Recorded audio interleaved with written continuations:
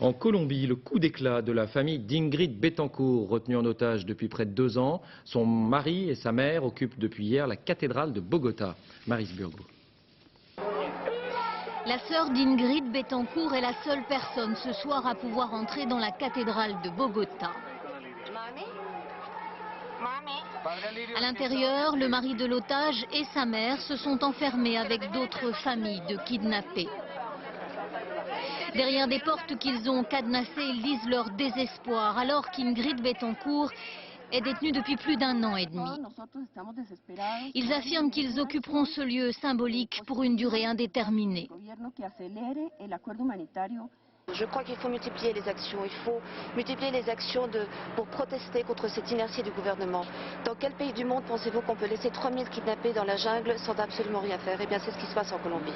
On n'a pas de politique de ville lorsqu'on ne tient pas en compte le sort de 3000 kidnappés et qu'on ne fait rien pour les sortir de là.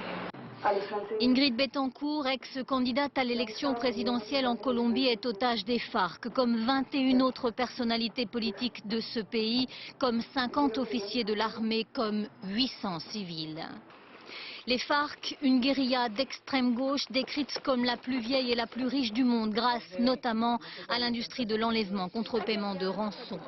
Cette industrie a détruit des centaines de familles qui demandent aujourd'hui au gouvernement d'accepter d'échanger des guérilleros détenus par le pouvoir contre les otages.